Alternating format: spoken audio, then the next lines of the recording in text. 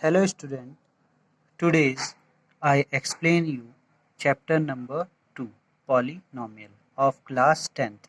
बेटा इस चैप्टर को मैं आज आपको बेसिक से समझाना स्टार्ट करूँगा कि पॉलिनोमियल क्या होता है, किससे मिलकर बनता है, सब चीज़ एवरीथिंग जो इस चैप्टर से रिलेटेड है। देखिए, और आपको ये वीडियो आज बहुत पसंद आने वाली है क्योंकि इस वीडियो में मैं आपको ऐसे कंसेप्ट बताऊंगा, इस तरीके से बताऊंगा कि आपको पॉलिनोमियल के रिलेटेड कोई भी क्वेरी है वो एकदम सॉर्ट आउट हो जाएगी। देखिए बेटा, पॉलिनोमियल से पहले मैं आपको बताता हूँ कांस्टेंट और वेरिएबल।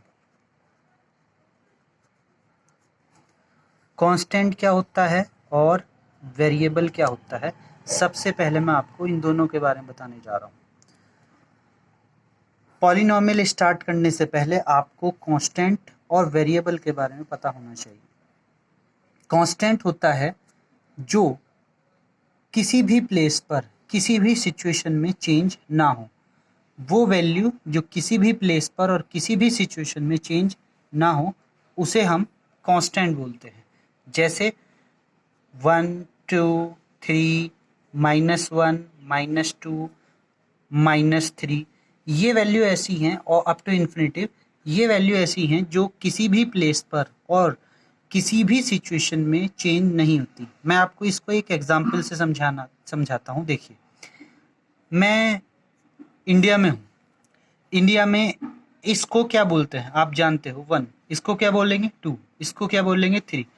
अगर आप आउट ऑफ इंडिया भी जाओगे तो क्या 1 को 1 ही बोलेंगे, क्या कुछ और बोल सकते हैं? आप खुद सोचिए। 1 को 1 ही बोलेंगे, 2 को 2 ही बोलेंगे, 3 को 3 ही बोलेंगे, -1 को -1 ही बोलेंगे। तो ये किसी भी प्लेस पर कहीं पर भी किसी भी सिचुएशन में जाइए ये चेंज नहीं होगी।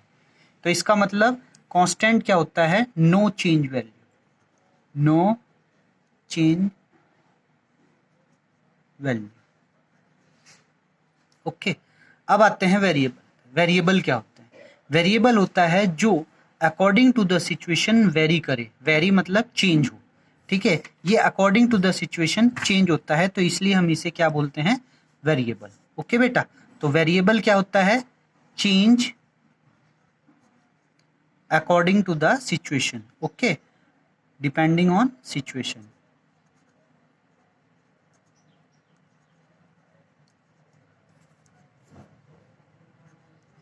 ओके बेटा, जैसे मैं आपको बोल रहा हूं कि मैंने एक वेरिएबल x लिया, ठीक है।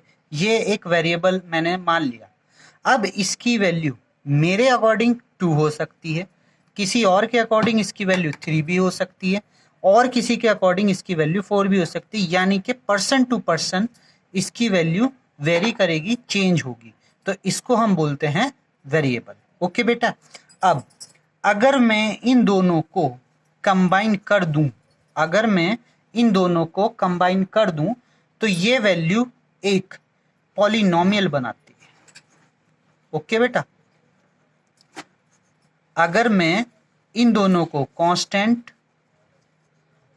और वेरिएबल को कंबाइन कर दूं तो ये एक पॉलिनोमियल बनाती है। ओके, कांस्टेंट और वेरिएबल कंबाइन कर दिए तो ये एक पॉलिनोमियल बनेंगे।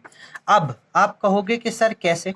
देखिए, कभी सिचुएशन ऐसी भी होती है वेरिएबल प्लस वेरिएबल कंबाइन करने के बाद भी पॉलिनोमियल बन जाता है, और कभी कदा कांस्टेंट तो आपको पता ही है, कांस्टेंट होंगे तो भी कांस्टेंट ही रहेंगे, तो वो भी एक पॉलिनोमियल के अंदर कंसीडर होंगे। पर इसमें जो है एक वेरिएबल होना चाहिए, यहाँ पर भी जरूर होगा, वो किसी न किसी फॉर्म में जरूर होगा। किसी भी कांस्टेंट के साथ एक वेरिएबल किसी न किसी फॉर्म में जरूर होता है। अब देखिए कैसे। सपोज करिए मैंने यहाँ पर आपसे दो वेरिएबल ले लिए, x और y, और एक कांस्टेंट ले लिया। इसको मैंने कंबाइन कराया, कंबाइन इन द सेंस जोड़ा किसी भी फॉर्म में, किसी भी ऑपरेशन के साथ में, जैसे 2 + x + y। तो ये क्या हो गया? ये एक पॉलिनोमियल है। आप जानते हो इसे हम क्या बोलते हैं? एक पॉलिनोमियल। तो अब मैं आपको डेफिनेशन भी बता दिया हूँ पॉलिनोमियल की। कांस्टेंट क्या होता है? जिसकी वैल्यू चेंज ना हो। वेरिएबल जिसकी value according to the situation change हो जाए, जैसे x, y, z। जो अकॉर्डिंग टू द सिचुएशन अपनी वैल्यू को चेंज कर सकते हैं। और पॉलिनोमियल क्या होता है? वेरिएबल और कांस्टेंट के कॉम्बिनेशन को हम पॉलिनोमियल बोलते हैं। इसमें चाहे कितने वेरिएबल चाहे कितने ही कांस्टेंट आपस में किसी ऑपरेशन के साथ जुड़ जाएं, किसी ऑपरेशन के साथ कंबाइन हो जाएं, तो वो एक पॉलिनोमियल बनाते हैं। जैसे ऑपरेशन, अब यहाँ पे मैंने एक वर्ड ऑपरेशन बोला, ऑपरेशन क्या है? ओके, ऑपरेशन किसे बोलते हैं? Operation in the sense plus minus multiplication और डिवाइड, ये चीजें क्या होती हैं? ऑपरेशन परफॉर्म करती हैं। किनके बीच में? इन वेरिएबल और इन कांस्टेंट के बीच में ये चीजें एक ऑपरेशन की तरह वर्क करती हैं। जैसे मैंने अभी आपको राइट करा था x plus y plus z, या फिर मैं इसे ऐसे भी राइट कर सकता हूँ 2xy। तो इसमें कौन सा ऑपरेशन परफॉर्म हो रहा था? प्लस, और इनमें कौन सा ऑपरेशन परफॉर्म हो रहा है? मल्टीप्लाई। तो ये एक पॉलिनोमियल है, ये एक पॉलिनोमियल है। ओके, तो पॉलिनोमियल की आपकी डेफिनेशन भी क्लियर हो गई। अब इसके बाद में आते हैं पॉलिनोमियल को किस हिसाब से हम डिस्ट्रीब्यूट करते हैं। देखिए बेटा, पॉलिनोमियल पॉलिनोमियल को हम दो टाइप से डिस्ट्रीब्यूट करेंगे। सबसे पहला टर्म आपके पास होगा टर्म, और दूसरा आपके पास होगी डिग्री। ओके बेटा, टर्म और डिग्री, इन दो वैल्यू के बेस पर हम पॉलिनोमियल को कैटेगराइज करते हैं।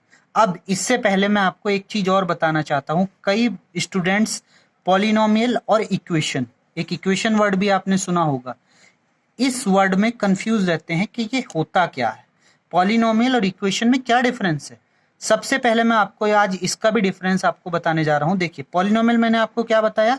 जब वेरिएबल और कांस्टेंट आपस में कंबाइन होते हैं तो वो हमारा पॉलिनोमियल हुआ। इक्वेशन क्या है?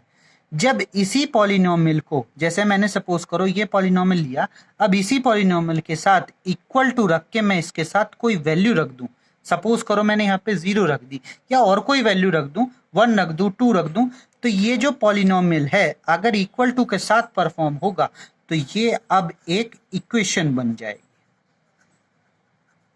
ओके बेटा, अब आपको पक्का हो गया होगा कि पॉलिनोमियल और इक्वेशन में क्या डिफरेंस है।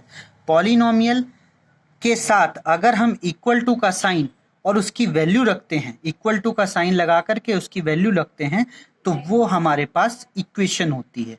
और पॉलिनोमियल जो होता है वो वेरिएबल और कांस्टेंट का कॉम्बिनेशन होता है। Are you understand what is polynomial, what is equation? अब पॉलिनोमियल के पार्ट दो होते हैं, एक टर्म और एक डिग्री। अब डिग्री और टर्म किसे बोलते हैं वो भी देख लीजिए। देखिए, टर्म किसे बोलते हैं, यहाँ डिग्री का एग्जाम्पल दूंगा, यहाँ टर्म का ध्यान से देखिएगा। 2xy plus x plus y, बेटे ये एक टर्म है, ये एक टर्म है और ये एक टर्म है। क्यों? क्योंकि इस टर्म के साथ में हमने एक ऑपरेशन परफॉर्म कराया और तब दूसरे टर्म को इसके साथ, उस ऑपरेशन के साथ जोड़ा है। तो अगर हमारे पास दो थिंग्स के बीच में कोई ऑपरेशन परफॉर्म हो रहा होता है तो ये पूरी एक टर्म बन जाती है। ये एक टर्म है, ये दूसरी टर्म होगी और ये तीसरी टर्म होगी। अब मैं तुम्हें एक एग्जांपल दे रहा हूं बेटे, ये बताना, ये आपके पास 3xy प्लस 4y लिखा है, तो इसमें कितनी टर्म्स हैं बताइए? कमेंट करके इसका आंसर का जवाब दीजिएगा। मैं आपको बता भी रहा हूं, इसके पास है दो टर्म, 1 और 2, तो इसके पास दो टर्म वाला। ओके, अगर मैं आपको ये लिख के दूं x² plus y² plus z², तो इसमें कितनी टर्म होंगी? देखिए, 1, 2 और 1, 3, तो इसमें कितनी टर्म हुई? 3 टर्म। ओके बेटा, तो ये हमारे पास टर्म होती है। अब मैं आता हूं आपकी डिग्री पर। डिग्री मैं आपको बता रहा हूं, देखिए x² प्लस 2x प्लस 2, ये आपके पास कोई पॉलिनोमियल है। इसमें कितनी टर्म है? 1, 2, 3, पर अभी हम टर्म पे बात नहीं कर रहे, तो इसमें टर्म कितनी है? 3। अभी हम टर्म पे बात नहीं कर रहे, अब हम बात कर रहे हैं डिग्री पे। डिग्री का मीनिंग क्या होता है? डिग्री का मीनिंग होता है कि सबसे बड़ी वेरिएबल की सबसे बड़ी पावर आप चेक करेंगे, उसको हम क्या बोलेंगे? डिग्री। सबसे बड़ी पावर वेरिएबल की कौन सी है? 2, तो ये 2 डिग्री का पॉलिनोमियल है। ओके बेटा, अगर मैंने यहाँ पे आपके पास ऐसे करके टर्म लिख दी 3x plus 2x² plus 3x plus 4, तो ये कितने डिग्री का पॉलिनोमियल है? ये है 4 डिग्री का पॉलिनोमियल। ओके बेटा, पॉलिनोमियल की आइडेंटिफिकेशन के लिए भी कुछ रूल्स होते हैं। वो रूल्स क्या होते हैं वो मैं आपको अभी बता रहा हूं। देखिए, पॉलिनोमियल की आइडेंटिफिकेशन, पॉलिनोमियल आइडेंटिफिकेशन, हम पॉलिनोमियल की आइडेंटिफिकेशन कैसे कर सकते हैं वो भी देख लीजिए। पॉलिनोमियल के आइडेंटिफिकेशन के लिए आपके पास सीधी सी सिंपल सी बात यह है कि किसी भी वेरिएबल की, जो वेरिएबल आप इस पॉलिनोमियल में यूज हो रहा है, उस पॉलिनोमियल की किसी भी पॉलिनोमियल में किसी भी वेरिएबल की, सपोज करो हमने x वेरिएबल वाला पॉलिनोमियल बनाया, तो उस पॉलिनोमियल की डिग्री एक पॉजिटिव डिग्री होनी चाहिए, यानी कि वो ना ही माइनस में हो, मतलब माइनस में भी नहीं होनी चाहिए, ठीक है, माइनस में भी नहीं होनी चाहिए, और रूट की फॉर्म में भी नहीं होनी चाहिए। अगर वो इन दोनों फॉर्म में है तो ये दोनों फॉर्म पॉलिनोमियल नहीं होती। ओके, इसके अलावा अगर वो किसी पॉजिटिव डिग्री के साथ में है, जैसे x² है या x4 है या y² है, z3 है, तो ये सारे हमारे पास एक पॉजिटिव पावर्स लेकर आते हैं, तो ये एक पॉलिनोमियल कंसिडर होंगे। बट अगर इन्हीं के ऊपर कोई पॉजिटिव पावर नहीं होगी, जैसे -2 लिख दिया जाए या y की पावर -5 लिख दिया जाए, तो ये एक पॉलिनोमियल नहीं है। या इसके दूसरा वे क्या लिख लेते हैं कि इसे इस फॉर्म में लिख दिया जाए, या x की पावर हाफ फॉर्म में लिख दिया जाए, मतलब फ्रैक्शन फॉर्म में लिख दिया जाए, एक प्रॉपर डिग्री ना हो, एक वेरिएबल के ऊपर एक प्रॉपर डिग्री ना हो, तो वो पॉलिनोमियल के अंदर कंसिडर नहीं होता। अच्छा, पॉलिनोमियल में एक चीज याद रखना कि सिर्फ हम वेरिएबल पर कांस्टेंट करते हैं, किसी भी कांस्टेंट को हम इस पे नहीं चेक करते कि उसकी डिग्री क्या है। जैसे मैं एक एग्जांपल देके बता रहा हूं, देखिए, x² प्लस √2, ये एक पॉलिनोमियल है। क्यों? क्योंकि x एक वेरिएबल है और वेरिएबल की एक पॉजिटिव डिग्री है। बट अगर मैं आपसे कहूं √x प्लस 2, तो ये एक पॉलिनोमियल नहीं होगा, क्योंकि इस पर एक प्रॉपर डिग्री नहीं है। ओके, तो this is not a polynomial. Okay, ये एक पॉलिनोमियल नहीं है। अब आपको पता चल गया होगा कि क्या पॉलिनोमियल होता है, क्या कांस्टेंट होता है, क्या वेरिएबल होता है, पॉलिनोमियल की क्या डेफिनेशन है, इक्वेशन की क्या डेफिनेशन है, पॉलिनोमियल के दो पार्ट कौन कौन से, एक टर्म, एक डिग्री, ये इनके एक पॉइंट्स हैं जिनके थ्रू पॉलिनोमियल को कैटेगराइज कराया जाता है। टर्म किसे कहते हैं, डिग्री किसे कहते हैं, पॉलिनोमियल की आइडेंटिफिकेशन क्या होती है। अगर ये चीज आपको क्लियर नहीं हुई है तो वीडियो को एक बार दोबारा से रिवाइज करिए और एक बार दोबारा से चेक कर लीजिए कि क्या चीज मैंने आपको एक्सप्लेन करी है। इसके बाद में मैं आपको आगे की जो क्लास 10th से रिलेटेड थिंग्स हैं वो बताने जा रहा हूं। नाउ बेटा, टर्म के अकॉर्डिंग पॉलिनोमियल को कैसे कैटेगराइज कराया जाता है वो मैं आपको बता रहा हूं। अब देखिए, फर्स्ट ऑफ ऑल टर्म के अकॉर्डिंग बाइनोमियल को और पॉलिनोमियल को ऐसे कैटेगराइज कराया जाता है। इसमें फर्स्ट होता है monomial. Okay, monomial, monomial means होता है आपके पास सिर्फ एक टर्म इसके अंदर हो, जिसमें एक टर्म होगा वो होता है मोनोमियल। इसके लिए मैं आपको एग्जांपल बता रहा हूं। जैसे हमने लिख दिया 2xy, यहाँ केवल एक ही टर्म है, तो ये किसके अंदर आएगा, मोनोमियल के अंदर। अब नंबर 2 पे आते हैं, बाइनोमियल।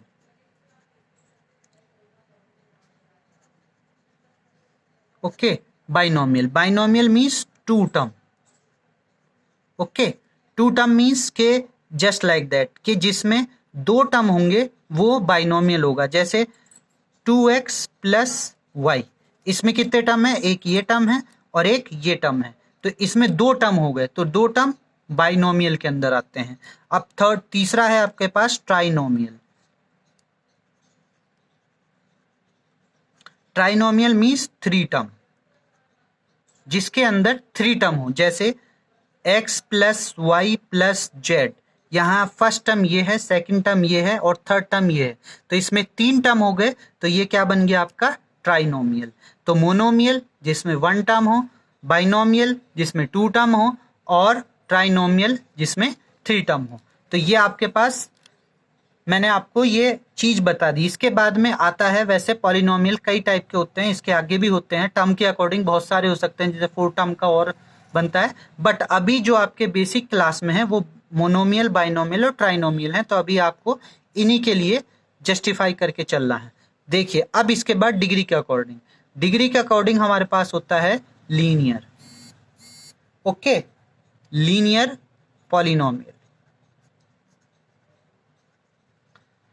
यहां मैं आपको बताने जा रहा हूं लीनियर पॉलिनोमियल क्या होता है। देखिए इसमें एक टर्म था तो मोनोमियल बन गया था, इसमें एक डिग्री है या एक पावर होगी वेरिएबल की तो वो लीनियर बन जाएगा। जैसे x प्लस 2, यहाँ x की कितनी पावर आपको पता चल रही है 1, तो यानी कि ये क्या होगा लीनियर, जिसमें किसी भी वेरिएबल की जो हाईएस्ट पावर हो वो 1 हो, उसको हम लीनियर पॉलिनोमियल बोलते हैं। इसके बहुत सारे एग्जाम्पल हो सकते हैं, जैसे ये भी हो सकता है y प्लस 3, तो इसमें भी y की सिर्फ एक ही पावर है, तो ये भी हो गया। या इसे हम ऐसे भी लिख सकते हैं x या y या z, ये खाली भी अलग अलग एक लीनियर ही पॉलिनोमियल है। ओके बेटा, नंबर 2 पे आता है आपके पास quadratic polynomial. Quadratic polynomial, quadratic polynomial कौन सा होता है? देखिए बेटा, जिसमें आपके पास जो वेरिएबल है उसकी हाईएस्ट पावर 2 हो। ओके, इसमें कितनी पावर होनी चाहिए 1 पावर, ओके, और इसमें कितनी पावर होनी चाहिए 2 पावर, इसमें 2 पावर होनी चाहिए। 2 पावर इन द सेंस, देखिए यहाँ पर जैसे मैं आपको राइट कर दूं x square plus 2x plus 3, तो यहाँ पर x की कितनी पावर हाईएस्ट है 2, तो ये क्वाड्रेटिक पॉलिनोमियल के अंदर कंसीडर होगा। क्यों इसमें देखिए x के कितनी वैल्यू निकल सकती थी, x की वैल्यू निकल सकती थी सिर्फ एक वैल्यू आप यहाँ पर x की निकाल सकते थे। इसके अंदर x की कितनी वैल्यू होंगी 2। ओके बेटा, ये मैं बताऊंगा कि ये वैल्यू आपके कोर्स में इन वैल्यू को क्या बोलते हैं अभी बताऊंगा, बट आप लीनियर पॉलिनोमियल कौन सा होता है 1 पावर वाला, क्वाड्रेटिक पॉलिनोमियल कौन सा होता है 2 पावर वाला, जिसमें वेरिएबल की सबसे हाईएस्ट पावर 2 हो। अब इसके बाद थर्ड पॉइंट पर आते हैं, and this is a cubic polynomial.